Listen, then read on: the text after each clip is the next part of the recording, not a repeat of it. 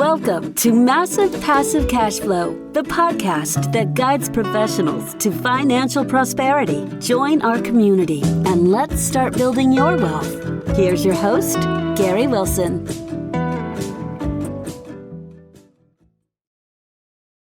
Welcome back to the Massive Passive Cash Flow podcast. I'm Gary Wilson, your host, and I'm glad to have you back. If you wouldn't mind, if you haven't already done so, please subscribe to the podcast. It's on 30 different channels. You pick your favorite. Of course, Apple's probably the biggie, but you choose the one you like. And while you're out there, if you could please visit globalinvestoragent.com. Select yourself an investor agent that's certified. They're trained to work with you and I, the real estate investor. Okay, they're not your typical agents. They know how to identify, analyze, and negotiate on and off market deals. They have the tools and the strategies to make our lives easier and more profitable. So take advantage of that. And if you are a real estate agent, man, this is the time to click on the learn more button and figure out how to make this part of your business model, because the market is changing and we can't tell you how fast and how long, but we can tell you it's a mathematical certainty. So best to prepare yourself, not time to panic, time to prepare. And this is one way to prepare if you are a real estate agent. Okay, without further ado, we got a great guest today. Darin Zaruba, and Darin's from BiltWise Structures.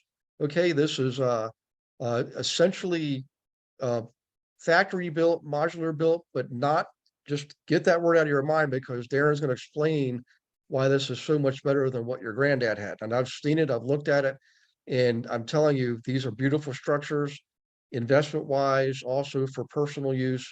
And you can't even tell. I mean, the actual construction techniques are more advanced. They're actually better. The margins of error, the tolerances are tighter. I mean, this is what's happening right now in the world. You've seen tiny homes, okay?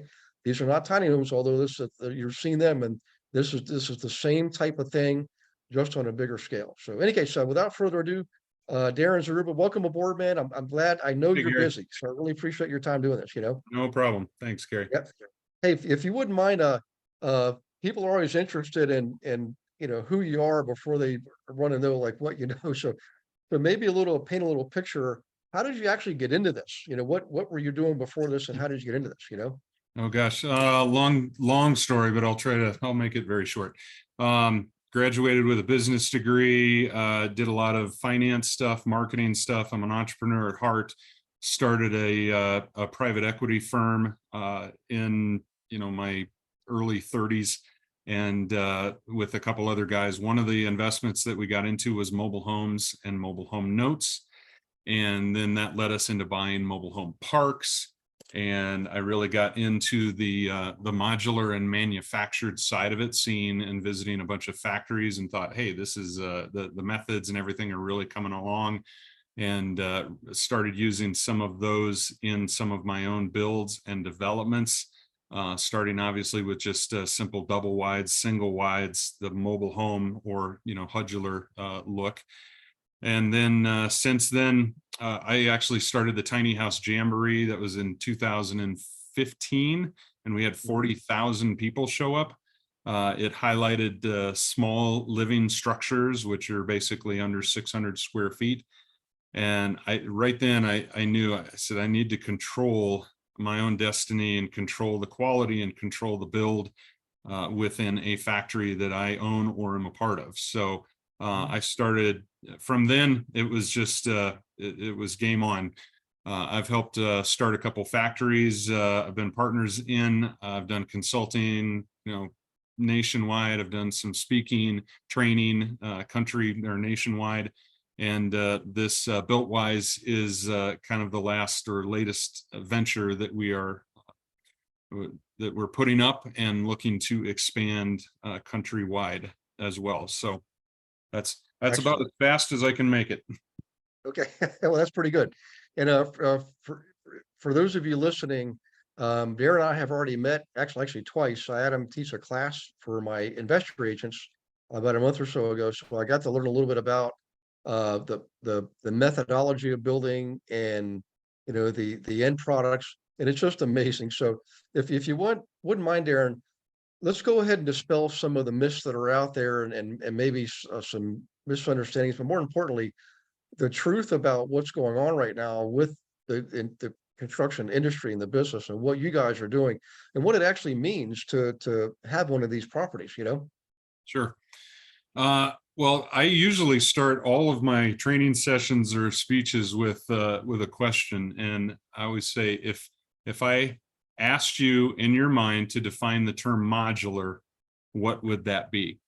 And then ask a big audience, and it's so interesting because that term really is an adjective, right? And that adjective means something different to multiple people all across the country. For instance, in California, that are used to Dwell magazine and Architectural Digest and infill projects that are, multi-millions of dollars, they love modular, and they think of these new designs and new boxes and, big stories. So the other places, if you talk about it, they think, well, that's just a single wide or a double wide. And I always say this industry ain't your grandpa's mobile home. So we'll dispel some of those myths, but modular is an adjective, and I always try to get that dispelled as fast as possible. Modular is a method of construction. It is not a style or type. So the old single wide, double wide look that started with HUD code and then moved into IRC code residential modular, they looked the same. This ain't it. This is the factories nowadays, although that's a big part of the industry still, the factories nowadays use modular construction in everything from hotels to apartment complexes to businesses to townhomes, single family, custom homes. So really, modular is a method. It is a finished box, or as much finished as possible, MEPs and everything in it, delivered on site, and then basically assembled together by big box rather than sticks and bricks. Yeah. Well, I tell you what's interesting is I always like to learn, and I did some learning about this a few months ago when we first met, and we just had a conversation. And some of the hotel brands for the travelers out there, I was a traveler for years, traveling all over teaching. And it always amazed me, like, it doesn't matter what town I'm in. If I'm staying in one of like the Marriott brands, for example, I'm just going to pick on them because they're the 800-pound gorilla. Some of their brands were so tightly defined from location to location and identical. I could literally tell you the number of steps to the bathroom. I could get up in the middle of the night and never have to turn on a light because I knew exactly where I was. I didn't know what town I was in, but I could tell you, and everything was exactly the same. I mean, and if you watch them being built, it might be, not the same as a home, but they're bringing these things in containers, right? And they're plotting these things together. And if you look at it, you can see now when you understand modular and the method that Darin's explaining to you, you can see how these things are actually modular. You just can't, if you didn't know it, you wouldn't know it, But in any case, so back to this, let's bring this down to grassroots level. Let's talk about homeowners first. Now, one thing I want to mention to everybody is it's not like you can just call up Darin or go to a manufacturer and pick out a home. That's not how it works. You generally have to be working with a builder / developer who's already doing this. They know how to construct these modular homes. So Darin, can you touch on that a little bit about what that might look like for someone who wants to build? Yeah, sure. And I'm going to do a huge faux pas. I got to jump up and shut the door here. So, oh, no worries. Yeah, the HOA lawnmower service just came by. So I don't want it to be buzzing in the ear. Give me 3 seconds. Yep. So guys, while Darin was doing that, actually happened to me this morning. Helicopter was flying overhead, and there's nowhere I could escape from that one, Literally, there you go. So I apologize. So yeah, the question in general is kind of a consumer question. Is this a consumer product? Is this a commercial product? How do you get it? How do you go about it? So really, the modular industry in general is really fractionalized right now. There are factories that will work directly with an end user. on a single family detached home, custom. Those are getting farther and fewer between. Most modular companies are changing their business model over to working directly with builders and developers. And that's specifically what our business model is. That's how we started. So if you came to me, if you were an individual consumer that says, I love modular, let me go do a custom one, we in particular are not your shop. We work with builders and developers on their designed products on an ongoing and repeatable basis in the region. So our factory is in South Carolina. Our first factory is in South Carolina, right around Greenville, and we service about 6 states kind of in that area. So our typical client will be a regional builder that will come in to say, I need these 3 models in 2 different spec levels over the course of a year and a half. And I'm going to be ordering, 120 homes on this absorption rate. That's what we really, that or townhomes, small apartment projects, things like that. That's what we really thrive in. If you are a consumer looking for, in particular modular, there are some dealers out there. And actually, I will do a shout out to one of them. One of the founders of BiltWise, his name is Ken Semler, and he started Impressa Modular. And if you look at that online, impressamodular.com, he is basically the largest online dealer in the nation. And he deals with a bunch of individual factories that will build individual houses. So he helped found our factory, which is now BiltWise Structures. And we are really the wholesale level dealing directly with builders and developers. So if there is a builder developer, they would sit down with us. We would look at their designs. We would price things out according to their specs, optimize them for modular build, and sign a contract, and away we go. Yeah. Well, so I'm gonna make a plug here for, if you're listening and you're a builder or developer, or just a builder, or somebody, definitely make the connection here. I mean, you guys know I'm an investor. I've been investing for a lot of years and about hundreds of properties, but the construction techniques here, the way these things are built and put together, I mean, the quality is top notch. I can't emphasize that enough. It's not like you're saving money. This is not this is not like a Walmart kind of thing of building. That's not what this is. What it is get a well-built product, whether it's a single family home or a 30-unit apartment building, or maybe you'll do cluster homes, clusters of 4, just like in a retirement village. This is ideal because they're going to get built pretty much faster than you can build from sticks, do stick built. Okay. But also the look, the feel, I mean, everything about it, it just makes so much sense. So if you know somebody like that in the business, remember right now in the United States, some people say we're 3 million housing units short. Some say we're 7. The number's in there somewhere. Either way, it's a big number. Let's say it's 5 million. 5 million units we need in the country today. If you can build a quality home faster, wouldn't that be a better solution? This is the kind of thing I'm talking. This is how you enter into a business venture where you can actually make a profit, right? It's look for the opportunity. The opportunity is we need housing. The question you want to ask yourself is, do you want to wait in line with all of the stick-built properties? And you know what it's like out there. Sometimes the waiting list is a year long, or would you rather work with somebody who knows how to do this? And, once these properties are developed, right, the buildings developed and shipped to the location, the assembly is much faster. So can we touch on the how this might help investors, Darin?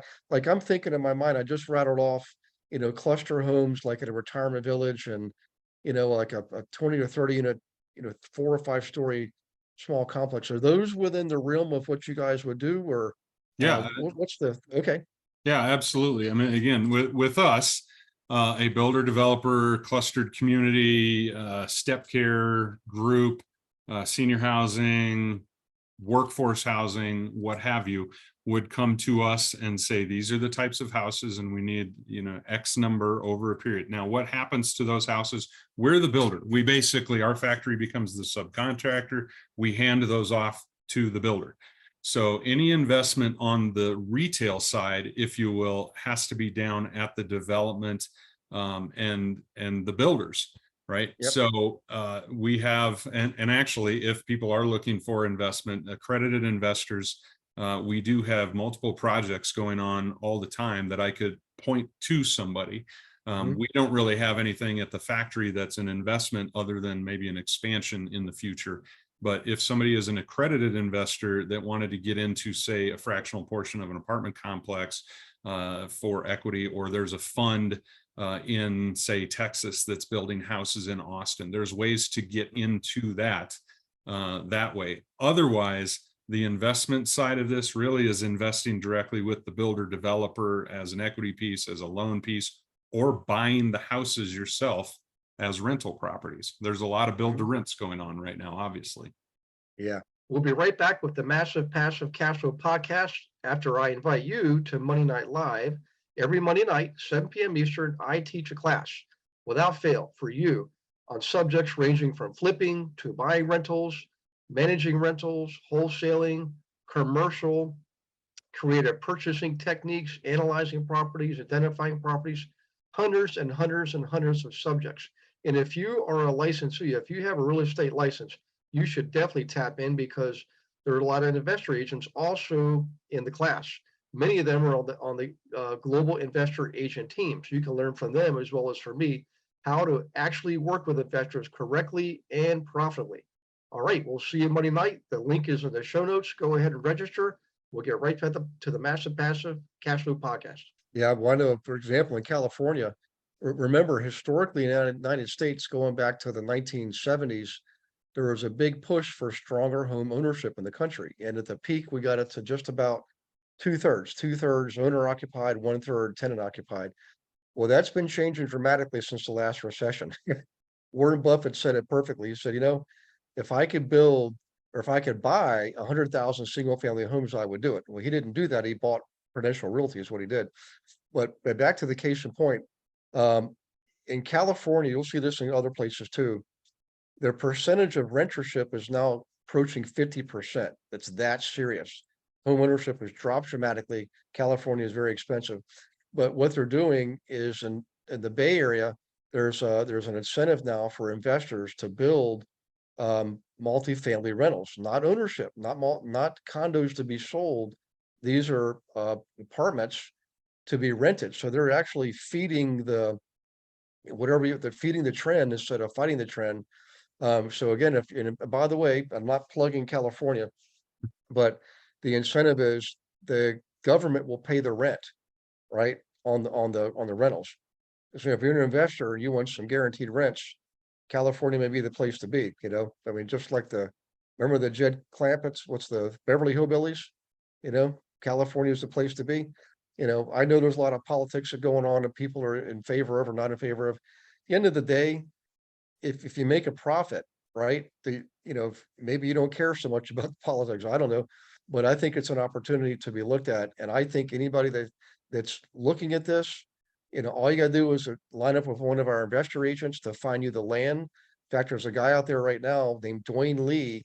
He's the master. I mean, he's putting these things together now. He's in East Bay. Look him up.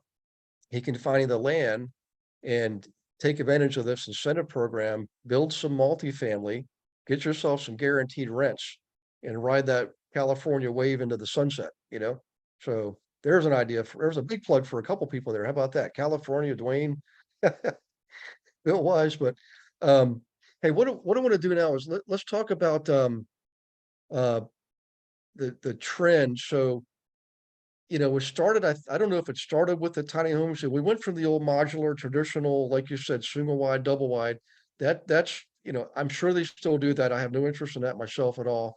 But I did have an interest in tiny homes when they came out, and now there's multiple developers there, or sorry, providers there. In what you're doing, you mentioned there's other providers. Is that trend continuing? Are there more people getting into this space, Darin, or is it still early on in the visionary phase? Do you know, or what's your take on this looking forward? Well, which you were asking two different questions. So clarification, which are you asking about tiny houses and that movement in general? Are you asking about modular? Which section? Yeah, modular. To me, Okay. it's like first there was tiny houses, then this came along. and I'm just getting in and learning about this. So I want to, it seems to me like what we saw in the tiny house space, just my opinion, I think could happen here too. Is that kind of what you're thinking and seeing as far as the growth and development of the industry? Yeah, well, I've years ago I was known as the tiny house expert, but you saw the meteoric rise of tiny houses in popularity. They are still a micro fraction of anything that's out there, because tiny houses on wheels have a hard time with getting permitted and everything. So if we set that aside in our mind, that was a huge marketing shift and marketing play that talked about smaller living in general. That's what I think it did for the whole housing industry, is right-sized housing. If we are talking about the modular industry goes all the way back into the 60s. A very brief history of it. If you think about coming back from World War II, everybody wanted a vacation. So that's when you started the aluminum boxes called what? Airstreams, right? So people started taking their home out in the backcountry. Well, then people wanted a little bit bigger, a little bit more provisions, and they got bigger and bigger and wider. And then people started building them and buying them and placing them on land for houses. That is literally the birth of mobile homes. And in the HUD code was developed in 1976. So that was kind of the dawn of the manufacturing age of what we now know as mobile homes. So again, modular is not mobile homes, but that was the dawn of this industry. And it started the technology side, if you will, or the systems built side of looking at housing a different way. So it went from single wides to double wides to then double wides and stacked. So go back to your initial question, where are we at in this industry? The housing industry in America is a $1.5 trillion industry, and the entire modular, or I should say off-site construction industry, that's everything, off-site, panel systems, metal frame, what we do, volumetric modular, wood boxes, all of that's mobile homes, all of that stuff combined is less than 5% of the construction industry right now. Okay. And if you look at it, what do you drive, Gary? A Lincoln. Okay. Was that built in your driveway? No. The iPhone that we have, was that built in the store? No, the technology, even simple as two sticks and nails going together, has and needs to evolve more and more. On the far side of this, you've got companies that are CNC machines and robots and lasers and all of that stuff.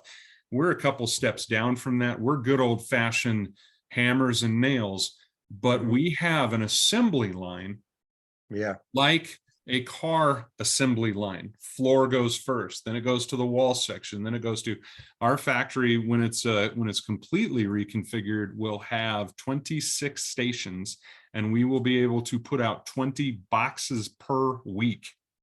So if every home is 3 boxes, 2 and an upper level, if every home is 3 boxes, that's basically 7 homes a week. Is that going to bite into the need for 7, whatever it is, 4 to 7 million housing units and the 5% of the $1.5 trillion industry? No, we need hundreds of factories across the country. But there are getting into a factory is like starting a food processing plant. You're working with the FDA, you're working with all of these. Our FDA is called the International Code Council. So we are overseen by a third-party inspector. We have to go through all of these processes. So long story again, it is not easy to open up a factory. If it was easy, everybody would be doing it, because it is the way to do it. So it is going to be a long haul shift into this industry over to modular. The US is well behind other countries. In first world countries, we are probably one of the last of how we build houses because of our infrastructure, our delivery methodology, etc. It's going to be a big boat to turn. But I Yeah. would say being in this for about 20 years and seeing it and looking at it and educating people about it, I truly believe that we are at that hockey stick of, investment, of Yeah. production. You are seeing big announcements of, and we've seen a couple failures, but you're still seeing big announcements of companies coming in and spending $500 million in Atlanta. There was just another announcement. They're going to have robotics, and they're coming from overseas. I've been consulting with companies for the last 2-3 years that are talking about coming from China. Other companies here are announcing, a 10 factory rollout over the next 4 years. So it is moving. People are going in that direction. Mm-hmm. Here's the other challenge. And I'm sorry, I'm going off on my soapbox, but That's okay. This is good. Yeah. here's the other challenge. The industry doesn't have a whole lot of standards on how to build a house. We Mhm. have codes on how it's supposed to be, from a code standpoint, it needs to be inspected, but how to build that house, if you're doing it off site, it's fractionalized, right? Are you panelized? Are you robotics? So there's really, as of yet, there's not a whole lot of Six Sigma or best practices or things like that. It's not a consolidated industry. It still Yeah. has its roots in the modular side of it, but our factory can build 5-story wood, apartments. We can build really modern things. But going back to the housing need and one factory, if we can produce, our factory can produce 1,000 boxes a year. If every Mhm. house is 3 boxes, that's Yep. only 333 houses. It's a Right. lot, and it's a lot of movement.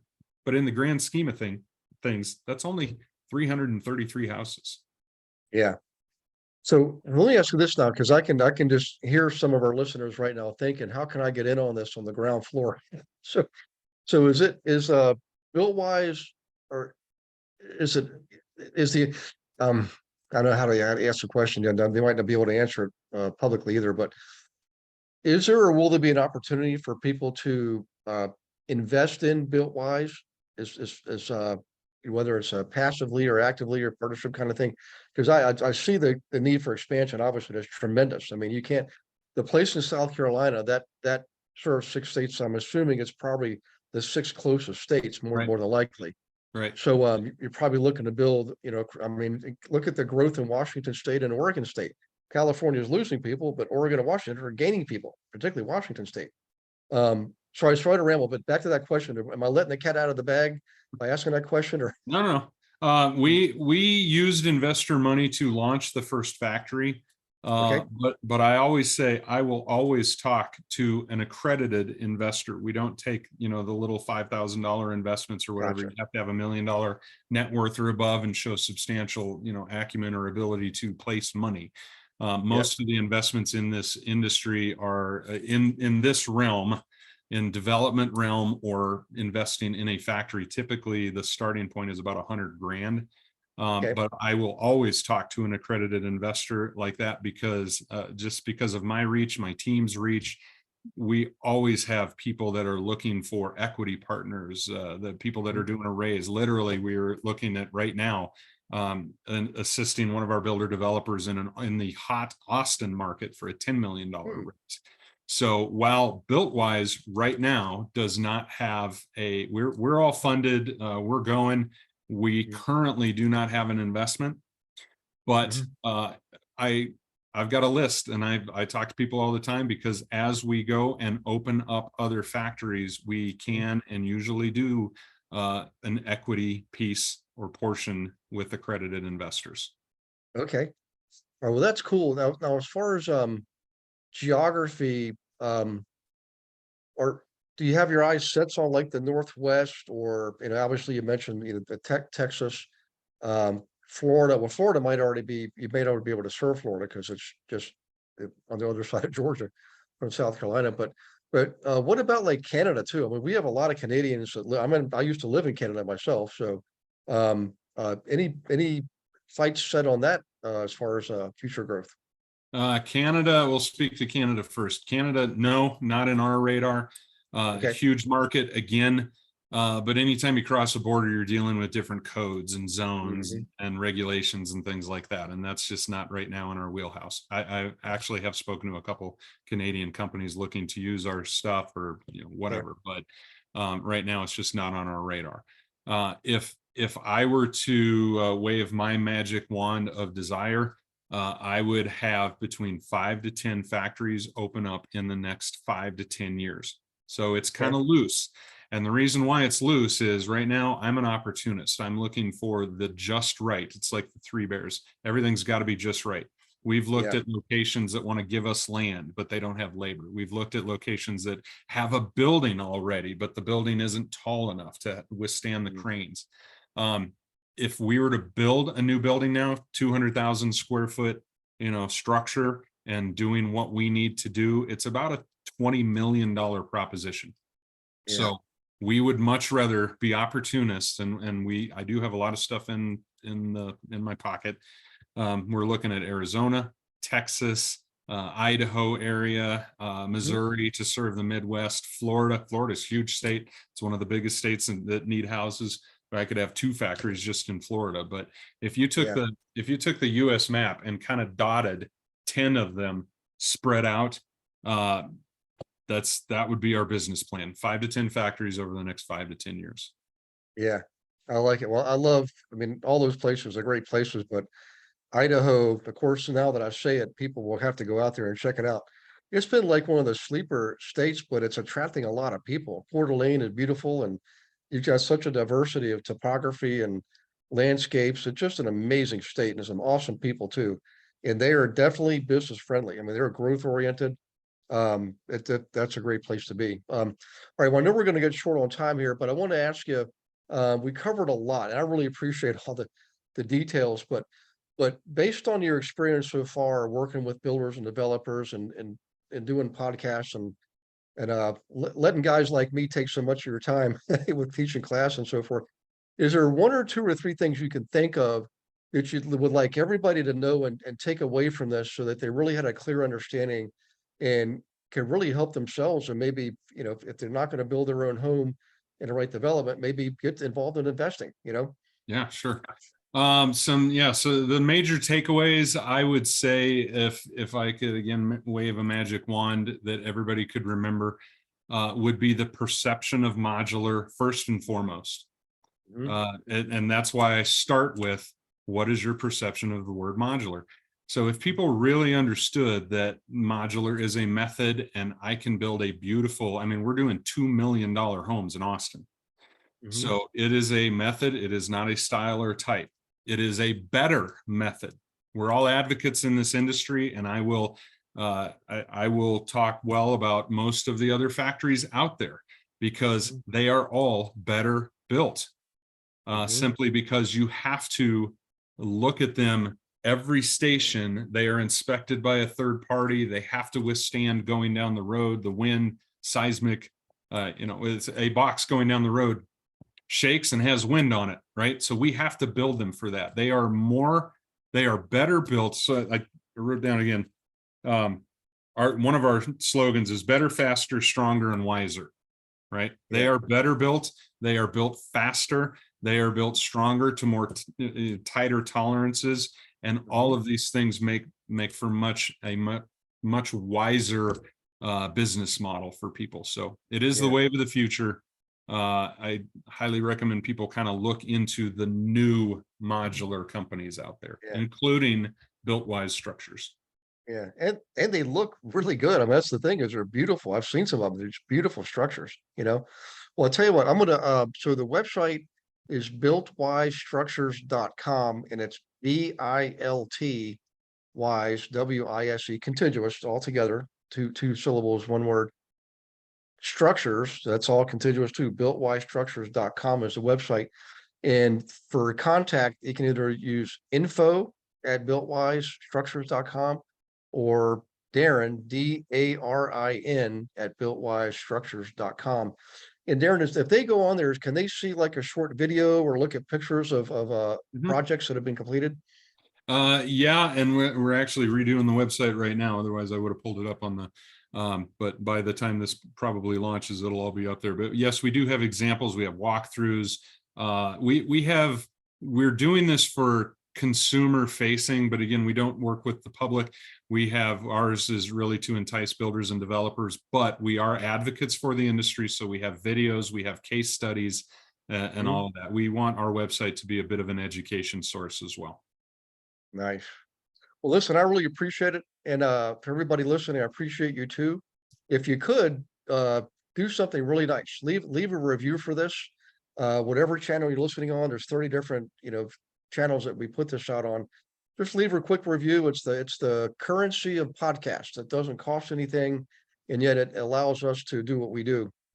So when you're out there, go visit BiltWiseStructures.com. Check it out, man. Just look at some pictures, some videos, send an email to Darin and see what's happening in your area. And if you're in one of the states around South Carolina, really anywhere, just get information. I know for myself, I'm going to be building in probably 3 states, Pennsylvania, Virginia, and Florida. I don't want to buy any more old used homes anymore. I want everything brand spanking new, because I want several years of less gray hair going forward. And so jump on the train, jump on the bandwagon, and check that out. And before you leave, go to globalinvestoragent.com. Grab yourself an investor agent. They've learned about this. Okay, they're familiar with the methodology. And Darin, and if you are an agent, I can't emphasize this enough. I've been through this before. This is my 5th market cycle. You saw what happened the last time around. Don't be caught short. It's not time to panic. It's time to prepare. Make this part of your business model. If you are a real estate agent, go to the website, click on learn more, and have a conversation and go from there. So in any case, thanks again, everybody, for listening. Thanks again, Darin. We'll see you all on the next Massive Passive Cash Flow podcast. In the meantime, take care of yourselves, and God bless you and your family. Thanks, Gary. Thanks for listening to this episode of Massive Passive Cash Flow. Be sure to go to realestatewithgarywilson.com to join our community and start building wealth today.